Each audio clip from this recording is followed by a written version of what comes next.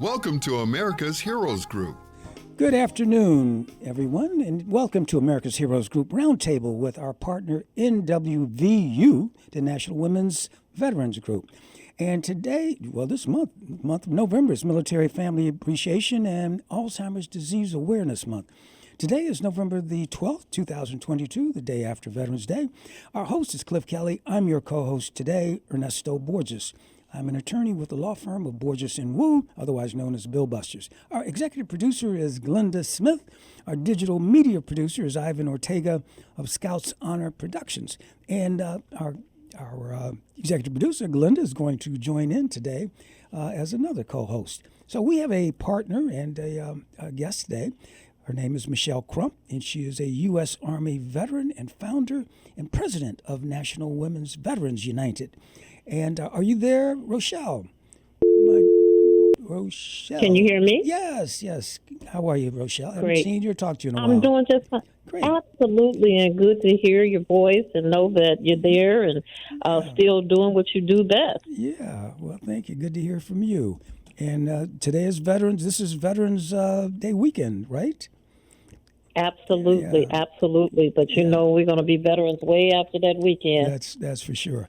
Now, we just had our midterm elections, and we had our state representatives, our senators, and various other governors and so forth, and some are local state representatives in Congress and other positions, governor, and throughout the nation. So I see you're the national president of the National Women's Veterans United. Now, how do these elections, how are they going to affect you or your organization? Is it good or bad? We got good news, bad news, or what? How does that impact your organization? I am going to say that I see it as an opportunity. There are some changes, obviously, in, who won and who didn't win. And when it comes to, like the legislation and voting and things of that nature, I've always stated to our membership that, we are not just red and blue, we are red, white, and blue. So what that means is that we are American and that we basically are we don't care what side they're on. We want to know what side we can get the best support and the things that we need to help our veterans. Right. So, I see it as an opportunity for some who will be coming in, fresh and not really, they may have been in politics or whatever, but maybe they don't know all the issues. Maybe they don't know too much about veterans, and our job is to start knocking on doors. Right. And I see that as an opportunity to let them know exactly what it is that we need for our women veterans, because that's who we represent, but also collectively for our male counterparts. Right. So, in essence, we're ready to knock on doors. Right. It's very important, Rochelle. It's Glenda. What you just said. Hi. What you just said was red, white, and blue. Because if we really look at what happened Tuesday night, the Republicans were shocked out of their mind because two demographics came in and said, you're not going to scare us with this rhetoric. We're not going to vote on this hate thing and this racism thing that you guys got going with this. The 2020 didn't. He's not our president. The independents and the young adults. If you want the young adults between 18 and 35 decided across this country what was in their best interest and who they wanted. So what you said hit a home run. It is red, white, and blue when it comes to programs and services. When it comes to veterans and military family members. Because if you can't do it in the blue and the red wants to, the table should be leveled regardless to who's sitting there with two legs on it and a conversation. And that's how it should be. United. Tuesday night were independents voting united. They didn't vote based on party affiliation or party loyalty. They voted on what was best for right now. They played the long game. Did you see it, Ro? Because I didn't see all of it. I saw a bit of it, but I can only say that, people have to vote their conscience. Exactly. Not because Exactly. of people knocking on your door and telling you that we're going to do this and we're going to do that. Right. Well, you look, first of all, if they've already been in office, you can go back and track what they did. Exactly. That's easy to do. Uh-huh. And then from that point, you make the decision, okay, am I going to do the same thing again? Because when you do the same thing, you get the same results a lot of times. Hello. And so when we look at that, here we are. Yeah, because Tuesday night, they voted on two things. They voted on democracy and they voted on Dobbs, which was abortion.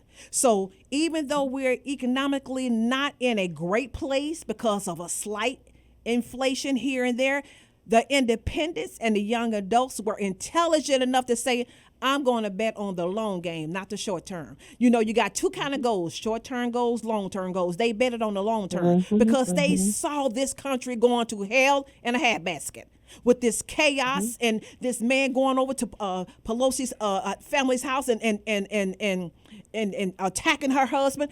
The independents made the decision to say, whoa, ho, this has gone too far. This has gone too far. Yeah. So you and I had a conversation, and we said for 2023, how do we now organize veteran service organizations, women, whomever, to collectively come together as one and start knocking on some doors? With social media right there. Social media is social media right there. So we need to film, we need to do whatever it takes, because when we ask you questions about veterans, family members, service programs, we need to document what you're saying. So in 2 years, we got you. In 4 years, we got you. In 6 years, we got you. You can't run that BS anymore. Game is over. Game is over. Because go ahead. And the shameful part of it a lot of times is that the funding that you get, I can talk for NWVU, is that the funding has never come from anyone in Illinois. Funding came from Birmingham, Alabama. We don't live in Birmingham, Alabama. We have like one or two members there, but, and that's what they are. They're members. They're not like the advocates that we have put in that place. They told them about our organization, but they've never approached that foundation. That foundation found us. So if they can find us from Birmingham, Alabama, then why can't Illinois find us here? Knowing what our organization does is credible. Knowing that we have been in existence for 16 years, knowing that we have our own facility, knowing that we have been documented pretty much even in the Library of Congress for the work that we do, and also because we are out here. We're out here. The VA actually sends the women veterans to us for services, and even homeless women veterans to us. So we have a credible thing. We are a fiduciary organization now. The VA trusts the business that we do. So I'm not sure why the dollars are not set out like they should be for organizations such as ours. It's always a grant, and we're looking at that because we're a charitable organization, and it looks like a lot of money is being put more so into business, than it is for not-for-profit organizations. So, you're up against that little beast also, where now we are looking at, okay, do we need to divide our organization to have a business side and a not-for-profit side so that we can be on both of the tracks? Since we can't do it on one side, we need to start preparing to do it on another side. So let me ask you, Rochelle, getting back to the elections a little bit, Tammy Duckworth, of course, who is a veteran, has been reelected to a 6-year term as a United States senator. And has she done anything to help your organization? In that, she is a veteran, lost her legs, and combat vet. Have you approached her? Has she responded to you, if you have, in fact, approached her? That's probably a question you need to ask me offline. I'm just going to be honest with you. No. See, that's what we're going to have to start doing. We're going to have to start telling it the way it is. The TI is. Tell it. Because we need to find out. And let's be fair. Let's do it like this. Okay, so if it's fair, I can only tell you the truth because I stand that's on all we're truth. asking for. I don't stand on anything but truth, and organizations that I belong to, and I am just to the point. We're gonna follow directions. We're gonna follow the laws. We gonna, you know what I'm saying? Exactly. So that's all I can say. I can only tell you that my experience with her has been not less than acceptable. stellar, right? Yeah. Absolutely, because when you are, I'll give you an example here.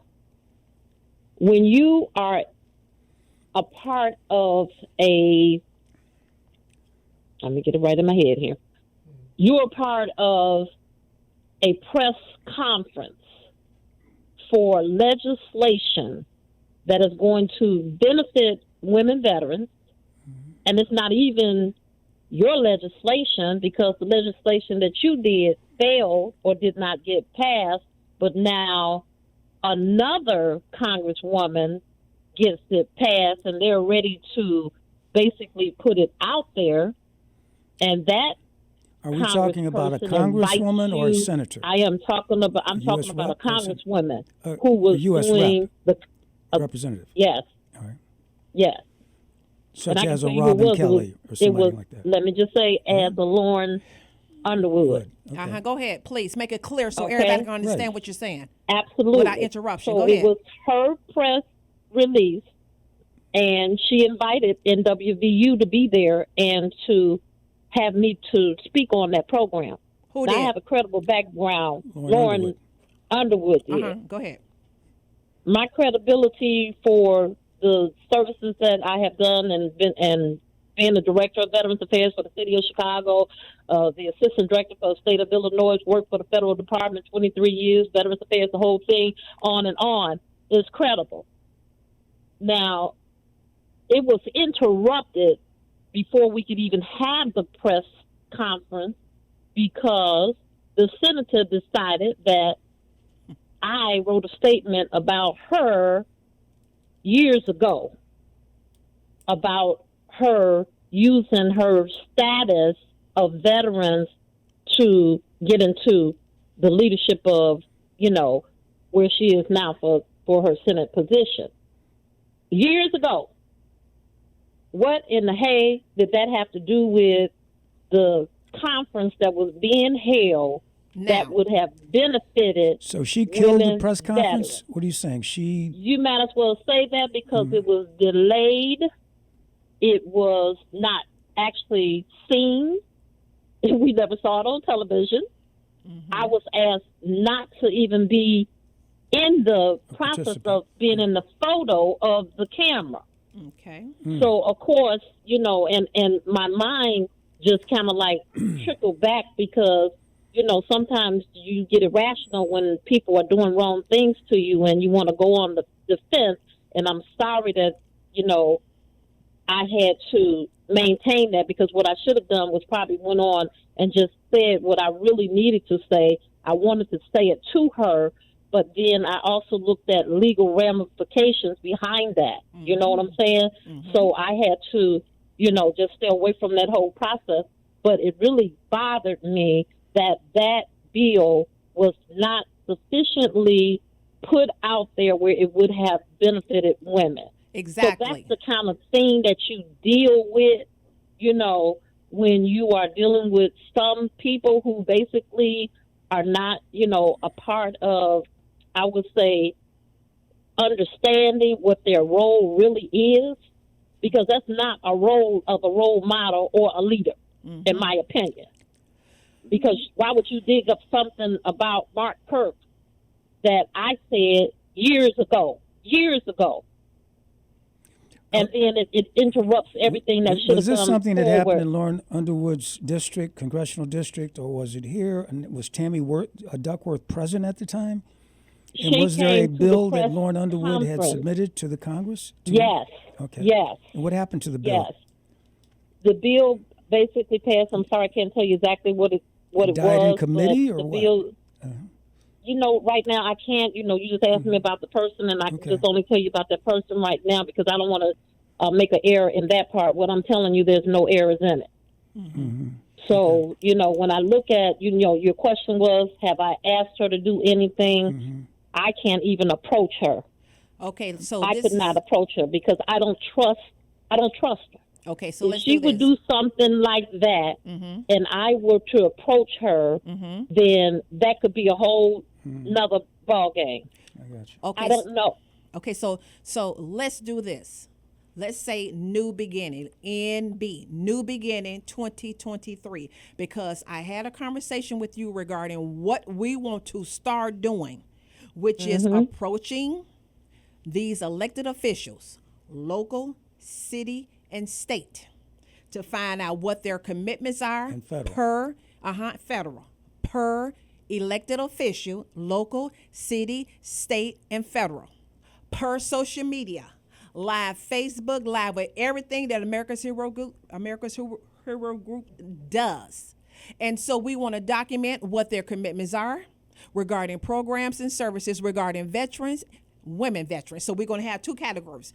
Overall veterans, right? That's military.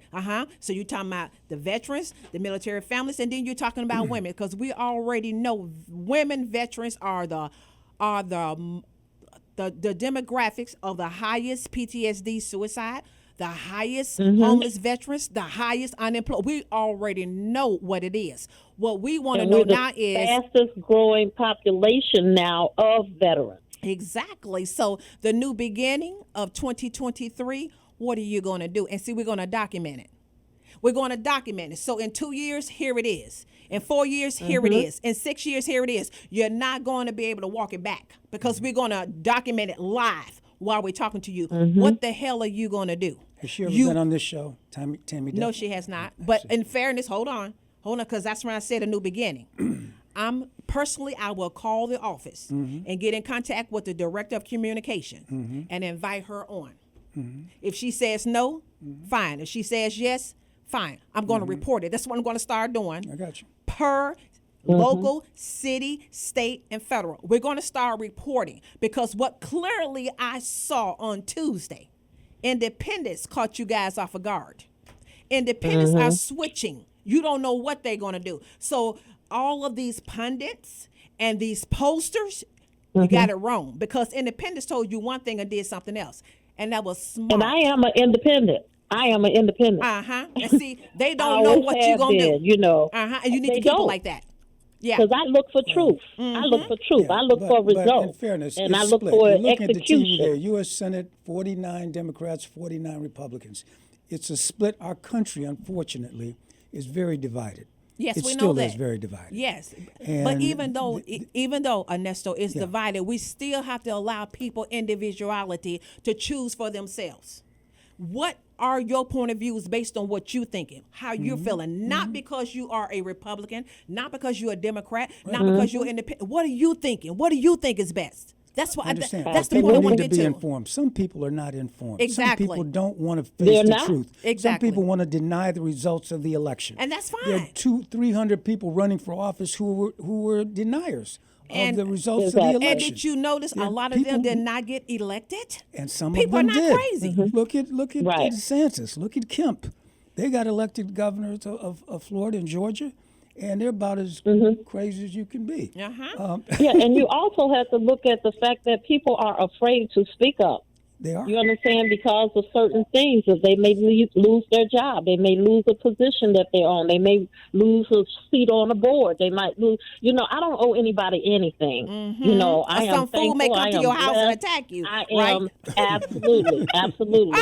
So I am not in debt to anybody except the people who I got loans from for different things, homes and things like that. Those are only people who I owe. I don't owe anybody anything. I can say what I need to say. I try to, like I said, stay with truth and execution of what needs to happen, and to be the leader that I need to be to push through what we're asking for, because it's never about one of us, it's about all of us. Exactly. So it's never about me. I'm working on the best interests of the women in which I have been engaged with. I know what their issues are. I know what we need to help them. And I also know about this homeless stuff, too.